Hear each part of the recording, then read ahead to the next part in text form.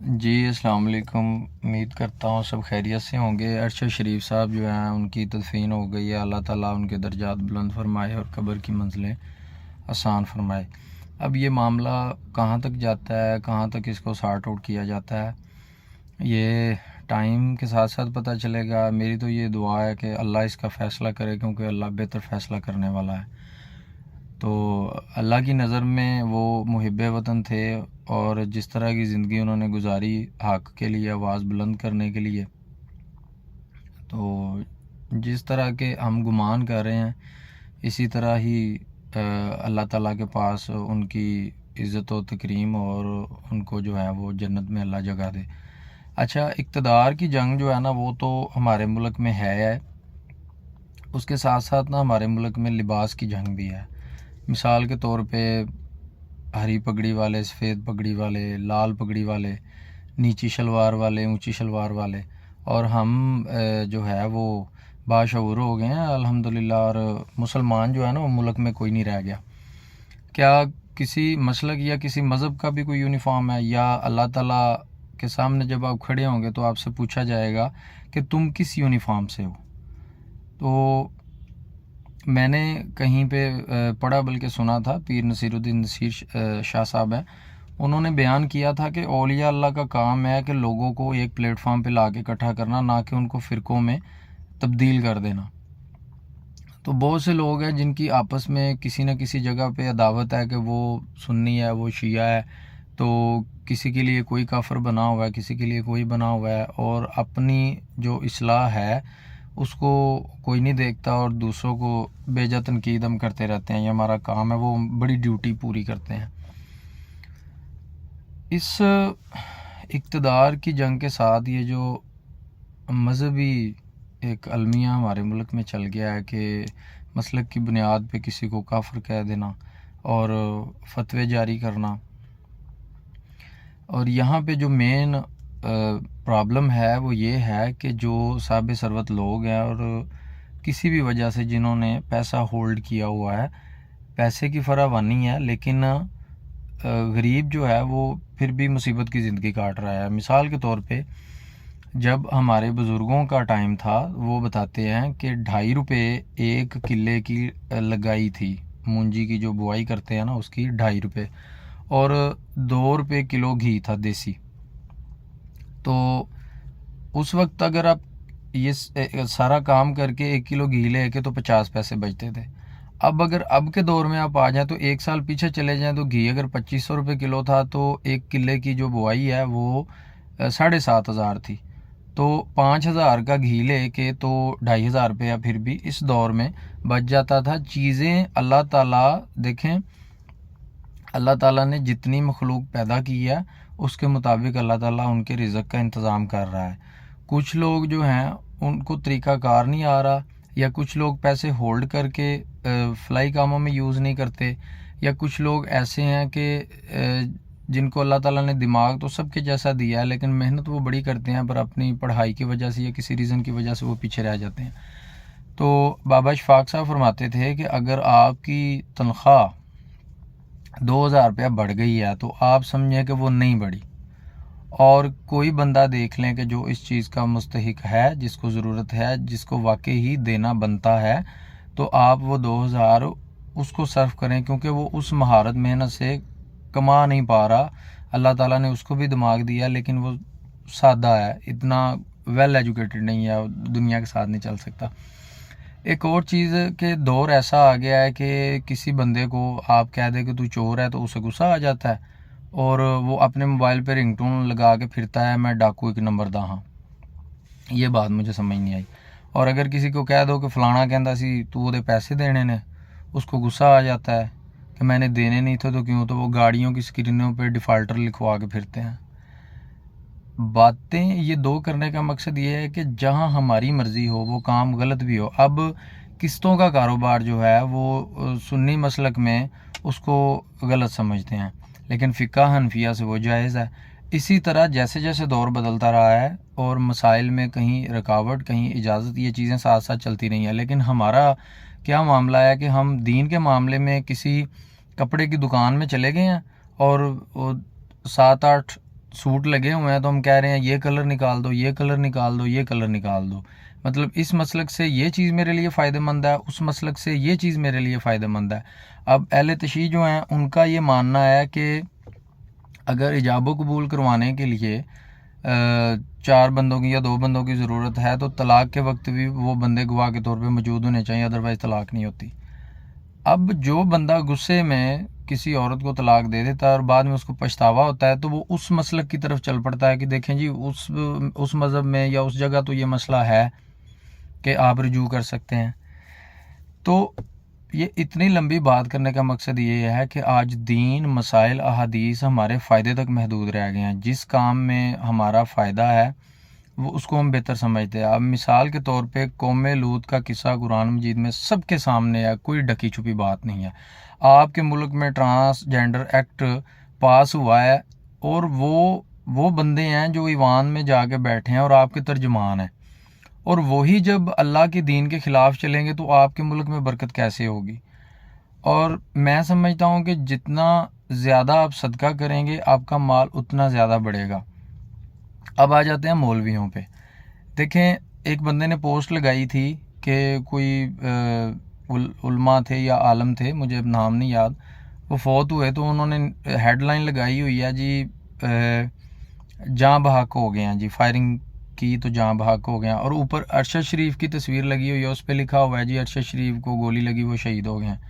تو اس کو ایک متنازع بنایا گیا کہ دیکھیں جی وہ عالم دین تھے اور ان کو جاں بحق لکھا گیا۔ اب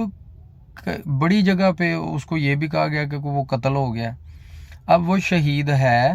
نہیں ہے، اللہ تعالیٰ کے قریب ان کی کیا حیثیت ہے وہ اللہ بہتر جانتا ہے۔ جس طرح کہ ایک بڑے ہی نیک بندے تھے، ان پر بادل کا ٹکڑا ہر وقت سایہ کیے رہتا تھا، اور ایک گناہ گار بندہ جو ہے وہ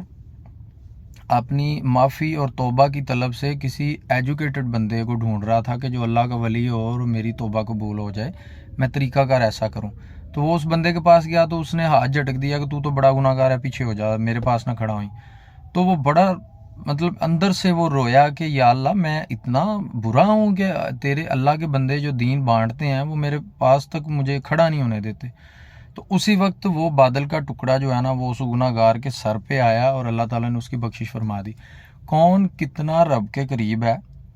اللہ بہتر جانتا ہے۔ ہم کسی کو اچھا برا کہنے کا اختیار نہیں رکھتے، نہ کہنا ہی چاہیے۔ آپ کو ایک بات بتاتا چلوں، یہ آنکھوں دیکھا حال ہے جو آپ سے بیان کرنے لگا ہوں کہ جو لوگ مسلک میں پڑے ہوئے ہیں اور اپنے رشتہ دار احباب میں کچھ ایسے لوگ ہیں جن سے قدوت رکھتے ہیں، نہیں ان سے ملتے یا دل سے بات نہیں کرتے ان سے یا محبت نہیں کرتے۔ ایک ادارہ، پرائیویٹ ادارہ، وہ ایک جگہ کو چلا رہا تھا جس میں 4-5 مساجد بنی ہیں اور ان سب کے مختلف فرقے ہیں ان مساجد کے۔ تو اب وہاں کیا ہوتا ہے کہ جب کہیں بھی کوئی فائدے کی بات آتی ہے رولز کے حساب سے، ادارے کے رولز ریگولیشن جو ہے ان کے حساب سے، تو وہ 5 مساجد کے امام جو ہے نا وہ اکٹھے ایک اپلیکیشن پہ سائن کر کے جمع کرواتے ہیں کہ ہاں یہ مفاد کی بات ہے۔ مجھے یہ بتائیں کہ اگر میری 33 ایئرز ایج ہو گئی ہے تو میں تو ابھی تک ممبر پہ یہی سنتا آ رہا ہوں کہ شیعہ کافر اور دیوبندی کہہ رہا ہے وہابی کافر، وہابی کہہ رہا ہے کہ دیوبندی کافر، سنی کہہ رہا ہے وہابی کافر، اور عقیدے کا قبلہ درست نہیں، یہی سنتے آ رہے ہیں اور یہی انتشار جو ہے نا بیٹھ کے یہ پھیلا رہے ہیں اور لوگوں کو بتا بھی رہے ہیں۔ میں کسی علماء دین کے خلاف نہیں ہوں، میں جو زندگی میں ہو رہا ہے وہ بیان کر رہا ہوں، آپ کے ساتھ بھی، میرے ساتھ بھی، سب کے ساتھ۔ ہم جب سے ہوش ہم نے سنبھالی ہے، ہمیں فرقوں کا سمجھایا گیا ہے اور یہ بیٹھ کے باقاعدہ تقریریں کی جاتی ہیں کہ وہ ٹھیک نہیں ہے، ہم ٹھیک ہیں، یا فلاں ٹھیک نہیں ہے۔ تو جب مفاد کی بات آتی ہے تو پھر جو مساجد کے امام ہیں، پھر ان کے جو فرقے کے جو مسئلے ہیں، پھر وہ باتیں کدھر جاتی ہیں؟ یہ میں آنکھوں دیکھی بات بتا رہا ہوں، میں نے ایک جٹ ہوتے دیکھا ہے ان لوگوں کو اپنے مفاد کی خاطر۔ اس لیے دیکھیں،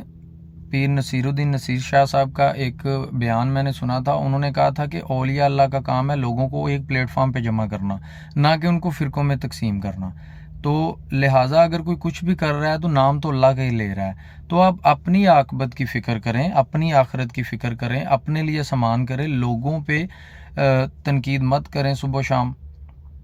کسی بھی شخص کو ہٹ نہیں کر رہا، میں صرف ایز اے موٹیویشن بات کر رہا ہوں کہ جو بھی آپ کے ارد گرد ہو رہا ہے، ہاں ٹھیک ہے، اگر آپ کے پاس کوئی ہے کہ آپ کوئی مطلب مفتی کے لیول پہ ہیں یا آپ اس جگہ پہ اگر کوئی غلط کر رہا ہے تو اصلاح کرنا ٹھیک ہے، آپ کر رہے ہیں، لیکن دکھ اس چیز کا ہے کہ یہ جو امام مسجد عموماً ہم دیکھتے ہیں جن کے پیچھے ہم نماز پڑھتے ہیں، تو اگر وہی اٹھ کے اپنے مفاد کی خاطر پھر کوئی مسلک بھی بیچ میں نہیں آیا، پھر نہ انہیں وہ امام لگا کہ یہ وہابی مسلک سے ہے، نہ لگا یہ دیوبندی مسلک سے ہے، انہوں نے سب نے ایک ہی پیج پہ سائن کیے ہیں کہ یہ مفاد کی بات ہے، یہ پوری ہونی چاہیے۔ تو جو بندے کہہ رہے ہیں کہ لوگ کسی کو شہید کا درجہ دے رہے ہیں تو میں ان کو بھی برا نہیں کہوں گا، اور جو کہہ رہے ہیں کہ دے رہے ہیں درجہ شہید کا، وہ اپنی جگہ پہ ہیں۔ تو اس کا فیصلہ اللہ پہ چھوڑ دیں کہ ارشد شریف جو ہے وہ شہید ہے، اللہ کے قریب ہے یا نہیں ہے، یہ آپ کے اور میرے طے کرنے کی چیزیں نہیں ہیں۔ اور باقی میں سمجھتا ہوں کہ جس چیز پہ اللہ کے نبی نے قسم کھائی ہے اس چیز پہ آپ نہ ہی بحث کریں تو بہتر ہے، کہ جس طرح سے اللہ نے فرمایا ہے کہ اگر کوئی بندہ اللہ کی رضا کے لیے کسی کو معاف کرتا ہے تو میں محمد اللہ کی قسم کھا کے کہتا ہوں کہ اس کی عزت میں کمی نہیں آئے گی۔ تو میں تو یہ مانتا ہوں کہ نہیں آئے گی۔ اب جو لوگ اور طرح سے سوچتے ہیں یہ ان کی مرضی ہے۔ اچھا، دوسرا یہ ہے کہ یہ جو ہمارے ملک میں ایک انتشار پھیلا ہوا ہے سوشل میڈیا کا، اور یہ جو خاص کر کے ٹک ٹاک ہے، اس پہ جو ہو رہا ہے، اور کچھ ملک ہیں جن پہ کچھ کیٹیگریز ہیں کہ اگر اس طرح کی کوئی ویڈیوز آتی ہیں تو وہ جو ہے نہیں رول نہیں ہوتی اس پہ، نہ ہی وہ آگے چلتی ہیں، لیکن ہمارے ملک میں کوئی پالیسی نہیں بنی۔ مجھے سوچ اس بات کی آتی ہے کہ یہ جو عورتیں یا مرد یا اپنی بیویوں کے ساتھ جو مرد ٹک ٹاک پہ محض ایک نام کمانے کے لیے یہ جو آج کل چل رہا ہے، کیا ان کی اولادوں میں سے وہ لوگ پیدا ہوں گے جو دین کی خدمت کریں گے؟ آپ نے اپنی اولاد کو کیسا بنانا ہے آپ کے اختیار میں ہے، آپ نے کیسی تربیت کرنی ہے وہ آپ کے اختیار میں ہے۔ اس کا بھی سوال ہوگا آپ سے، صرف نماز روزہ اور زکوٰۃ کا نہیں پوچھا جائے گا، فلاحی انسانیت کا بھی پوچھا جائے گا، اور اولاد کی تربیت کا، اور مال کہاں خرچ کیا، جوانی کدھر خرچ کی، یہ ساری چیزیں پوچھی جائیں گی۔ تو کوئی بھی مسئلے مسائل چلتے ہیں تو اگر آج آپ کا سارا شہر عہد کر لے کہ صبح ہم نے جھوٹ نہیں بولنا کسی چیز پہ بھی، تو دیکھیں آپ کا شہر کیسے بدلتا ہے، لیکن ایسے کرے کون؟ تو میں سمجھتا ہوں کہ یہ جو ابھی حالات پیدا ہوئے ہیں یہ ہمارے اور آپ کے دیے ہوئے حالات ہیں، یہ کہیں اوپر سے نہیں گرے، اور بلیم کرتے ہیں ہم اللہ کی ذات کو، یا کسی نے کو فتویٰ دے دیا تو اس کو بلیم کر دیا کہ اس نے ایسا کہا تھا یا ایسا ہو رہا ہے۔ تو یہ ساری چیزیں جو ہے نا اس کو چھوڑ دیں اور کوشش کریں زیادہ سے زیادہ صدقہ کریں، زیادہ سے زیادہ اپنے ارد گرد خیال رکھیں۔ اللہ کے نبی نے فرمایا سب سے بہتر شخص وہ ہے کہ جس کی ذات سے کسی کو فائدہ پہنچے، اور سب سے بہتر شخص وہ ہے جو اپنے گھر والوں کے لیے سب سے بہتر ہے۔ تو پہلے آپ اپنی تربیت کریں، پھر گھر میں اپنے بچوں کی کریں، اس کے بعد آپ دیکھیں اپنے ارد گرد، اگر اللہ نے آپ کو طاقت، ہمت اور استطاعت دی ہے تو آپ لوگوں پہ ضرور خرچ کریں۔ اپنا بہت سا خیال رکھیے گا۔ کسی بھی اس میں کوئی بھی ٹاپک جو ہے وہ کسی کی دل آزاری کے لیے نہیں کیا گیا، بات صرف ایک چیز سمجھانے کی کوشش کی گئی ہے کہ خدا تعالیٰ جو ہے نا اس کا کوئی شریک نہیں ہے، اور اس نے ہمیں جس طرح سے پیدا کیا، اور وہ دعویٰ کرتا ہے کہ 70 ماہوں سے زیادہ وہ آپ کو پیار کرتا ہے، آپ اس کی طرف ایک قدم بڑھائیں گے وہ 70 قدم آپ کی طرف بڑھائے گا۔ تو اللہ کی رحمت سے کسی بھی وقت مایوس نہ ہوں، اللہ تعالیٰ سب کے لیے بہتر کرتا ہے، صرف دیر سویر ہو جاتی ہے، ہماری سوچ بدلتی رہتی ہے، حالات ہمیشہ اچھے ہی رہتے ہیں۔ ایک مومن کو کانٹا بھی پاؤں میں چبھتا ہے تو اس کا بھی جو ہے وہ اجر اللہ تعالیٰ اس کو دے گا۔ اپنا زیادہ سے زیادہ خیال رکھیے گا۔ فی امان اللہ۔